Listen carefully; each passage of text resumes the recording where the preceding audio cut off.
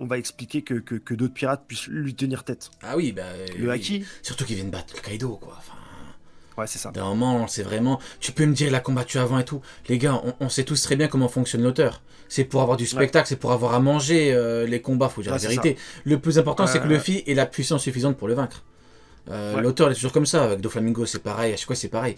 Donc, moi, je me dis, là, au niveau de la suite des événements, soit tu me boostes un barbe noire qui tue Shanks, tu me fous un barbe noire en mode il pète les plombs, il a un déjà niveau supérieur au truc, soit tu me ramènes Xebec, hein. Soit en fait, au bout d'un moment, tu peux pas avoir. Tu peux pas avoir mes trucs. Ouais, enfin, je te parle de juste après.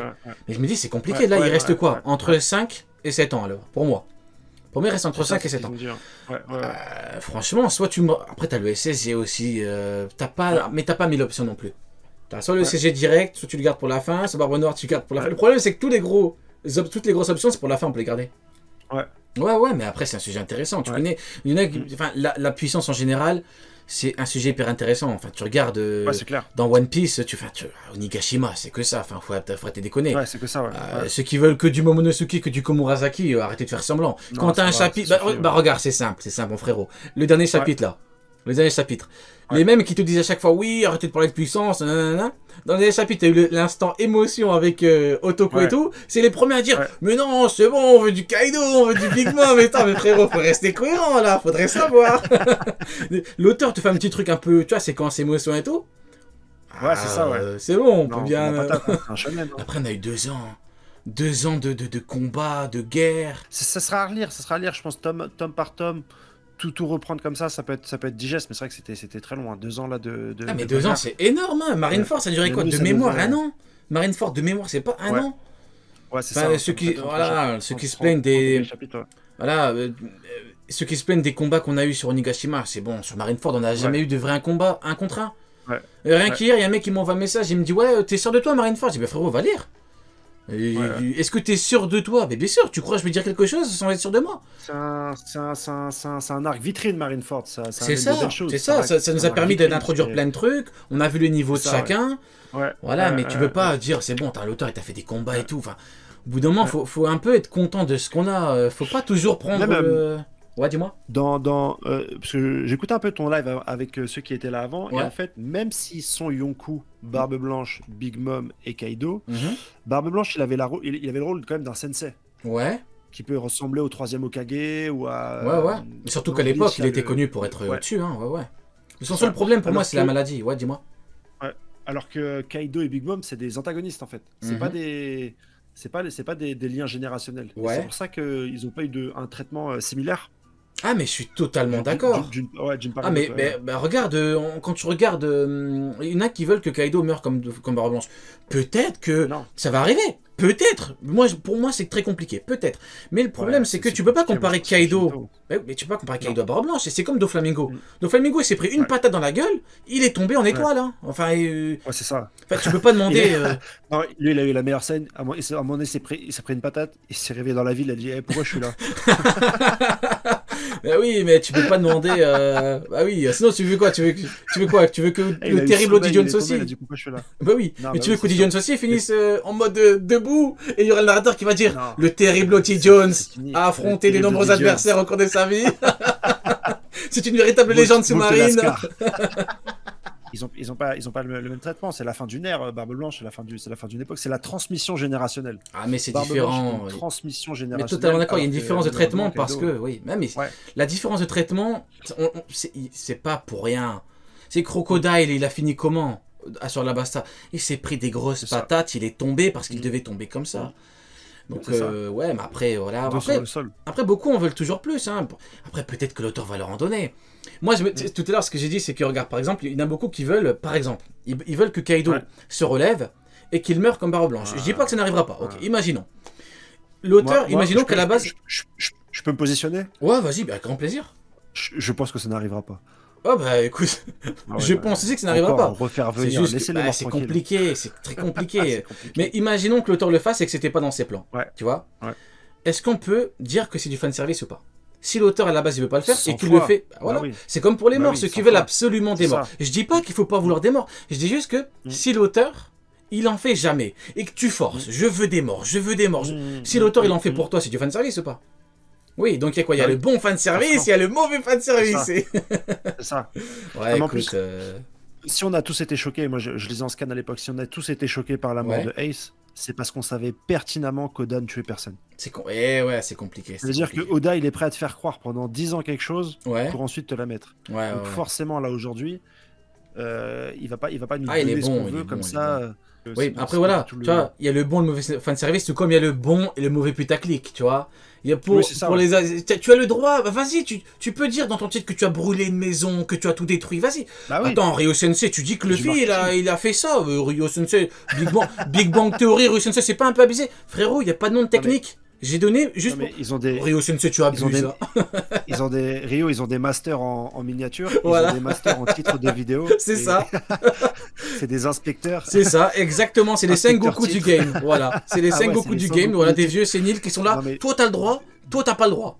Voilà. Décernez-nous des licences et des autorisations d'utilisation de mots ou d'expressions. Exactement. Non, mais c'est bon. Enfin, on parle de One Piece. C'est comme, je suis désolé, le Ryuo, ça sort de nulle part. C'est littéralement du Haki des rois éveillé, on peut dire, ou un peu, ou potentiellement éveillé. Ça sort de nulle part. Si j'avais dit Ryuo, tu sais, on aurait dit quoi? On m'aurait dit, oh, tu as pas pris un peu la grosse tête, Ryo Sensei, Ryo, tu abuses un petit peu. Tu vois, non, mais c'est bon. Voilà, c'est bon, les gars. Bon, en tout cas, j'ai pas été débordé un petit peu. Bon, moi, non, je vais commencer à screener mes meilleurs commentaires, les plus farfelus, les plus audacieux. Je vais faire une vidéo avec. T'as raison. Tu l'as déjà fait, ça? Je l'ai fait pour des théories, par exemple pour Rox c'était indie. J'ai screené l'autre fois, j'en ai parlé en live et je les avais montrés. C'était, mais il n'a rien compris à One Piece, lui. Comment Rox peut-il être indie? Genre, j'ai rien compris à One Piece parce que je dis que Rox c'était indie. C'est lunaire. Vraiment, bon, bref, incroyable. C'est de ouf. C'est comme ça. Hein. Du coup, est-ce que t'es un petit peu chaud pour parler un petit peu des power-up des Mugiwara? Est-ce que c'est un petit sujet qui t'intéresse un petit peu? Ouais. Bien sûr. Qu'est-ce que t'as pensé du power-up de... On va démarrer avec un gros power-up, Zoro. Qu'est-ce que t'en as pensé? Zoro. Le power-up de Zoro, intéressant. Il est peut-être un peu trop abrupt. Ouais. Mais en fait, entre le point d'arrivée et le point de départ, je suis d'accord. Entre le point d'arrivée et le point de départ, je trouve ça hyper intéressant. Le point de départ, bah voilà.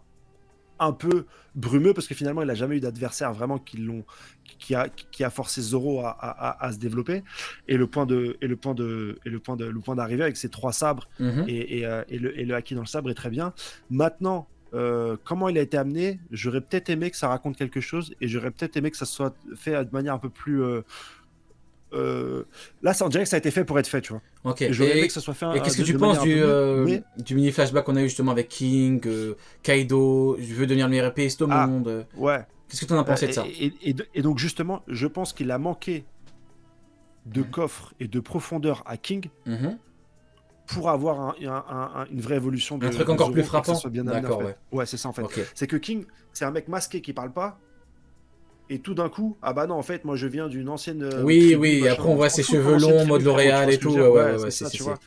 Et donc, du coup, je pense que si jamais il y aurait eu vraiment un débat entre les deux, ça aurait été hyper intéressant. Ouais. Maintenant, il était temps que Zoro atteigne cette puissance-là. Exactement. Et je suis très content qu'il l'ait atteint. T'as raison. Pour moi, franchement, s'il y a bien un truc pour moi qu'il manquait, c'est l'aspect visuel et spectaculaire. C'est-à-dire que quand on regarde Enies Lobby, en fait, le power-up, il arrive, comme tu dis, c'est brusque. Il arrive, Zoro galère contre Kaku, il arrive, il pète les plombs. Et le mec, il s'éveille, il dit attends, c'est bon, hop, Ashura, brume. Ouais, dis-moi. Même avant ça, même contre Mr. One, il est là, Zoro, il se lève, je me sens différent. C'est ça, je coupe un caillou. Exactement. Tu vois, Zoro, c'est... Voilà, Zoro, c'est souvent, ça arrive d'un coup, le mec s'éveille, il comprend comment fumer l'adversaire, parce que ça vient pas comme ça. Parce qu'il comprend au préalable comment. C'est ça qui est bien avec Zoro. Donc, pour moi, ce qui a fait que Enies Lobby a fait péter les plombs à tout le monde, c'est l'aura démoniaque d'Ashura. Tu vois, pour moi, le seul truc qui manquait à la technique finale contre King, c'est l'aspect démoniaque. Donc moi, je me dis, pourquoi est-ce que l'auteur n'a pas voulu faire une aura démoniaque? Et le pire, c'est que l'auteur, juste après, il va au bout de son truc, parce qu'il dit, je veux devenir le Seigneur des Enfers. Donc tu vois, je me dis, attends, est-ce que par hasard, il s'est pas dit, ça ferait un peu trop? Tu vois? Je me dis, c'est compliqué. Mais franchement, il aurait fait... Faut lui laisser des cartes. Parce que je me dis vraiment, il aurait fait Parce que même la technique, tu vois, c'est un truc de fou. C'est 103 dragons des enfers, 103 passions. Ouais. La technique, elle est longue. J'ai jamais lu un truc aussi long. On dirait un roman, le truc. Tu vois, le mec, il a fait une incantation et il a invoqué, tous ses ancêtres. Hein. Le mec, je me dis putain. Mais c'est vrai que visuellement, je trouve pas. Après, il avait un ennemi démesurément grand. Ouais. Donc en fait, même dans la technique, on voit Zoro en tout petit en fait. Ouais. Que, et moi, je me dis. Ils sont taille humaine. Ouais. Mais moi, je me dis vraiment, parce que on me dit oui, Rio, dis-nous ce que t'as pas aimé. C'est pas vraiment ce que j'ai pas aimé, pour moi, franchement, tu m'aurais foutu. Mais honnêtement, parce que ça, c'est un petit peu un truc en dehors, pour le coup, je parle un petit peu des fans et tout. Mais t'imagines l'état des fans s'il avait fait 3 fois Ashura. En termes de proportion, par exemple. Mais les gens auraient pété les plombs, mais moi le premier, j'aurais dit waouh.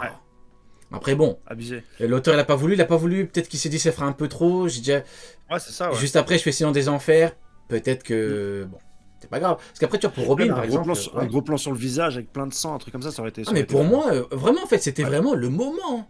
Il t'a fait 103 passions, dragon des enfers, je veux devenir le roi des enfers. Le dernier Seigneur des enfers qu'on a eu, c'était Rayleigh à l'époque. C'est un second qui est niveau Yonko. Déjà là, tu pètes les plombs. Déjà, tu dis comment c'est possible.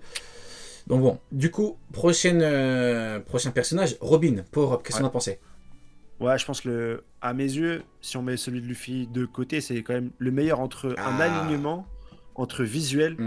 Ça raconte quelque chose. Et profondeur, oui, totalement. Ouais, c'est ça, ouais. C'est le plus grand alignement en fait. Ouais, totalement. À la fin, tu dis ok. Pour moi, justement, c'est la logique. Tu vois comment l'aspect visuel, il est important. Important. Elle est arrivée, elle t'a sorti littéralement. Le nom du chapitre, c'est Démonio. Je parlais de puissance démoniaque juste avant, on m'insultait. Qu'est-ce que tu racontes de puissance démoniaque, ça n'existe pas. Si je me souviens. Elle a sorti une forme, c'est littéralement démoniaque. C'est ça. Et tout le monde a pété les plombs. Donc je me dis vraiment. Il y a le nom, il y a l'image, il y a tout. Ah, mais c'est incroyable. Mais là, les gens, tout le monde a pété les plombs. Pourtant, c'est un combat de Robin. Combat de Robin, ça n'a jamais été frappant pour tout le monde. On l'attendait pas.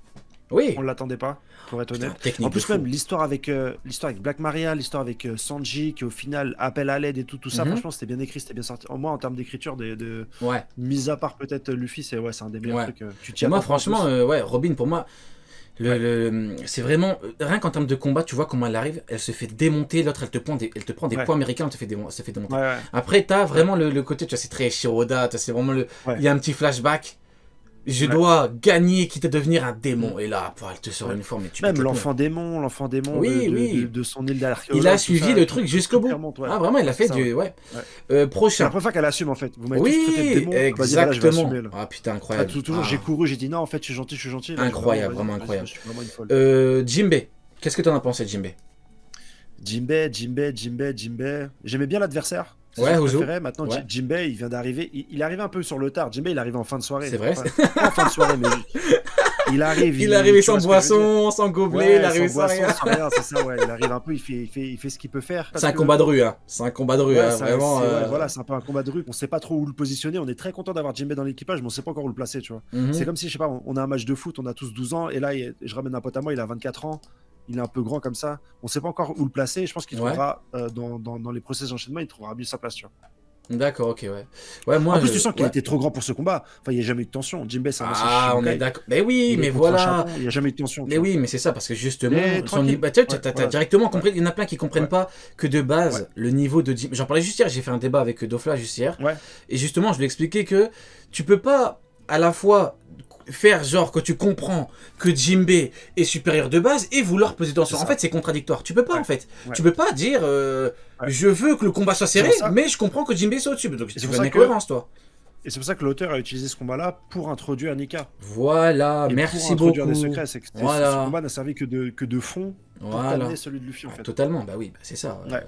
Et d'ailleurs, c'était grave intéressant. Je pense que c'est unanime. Comment c'est introduit, enfin tout le monde a pété les plombs. Encore une fois, tu vois, parce que dès que Shanks est dans l'histoire, c'est incroyable. Oui, dès que Shanks est là, tu te dis waouh, c'est une dinguerie quoi. Ça change de niveau. Ensuite, Sanji.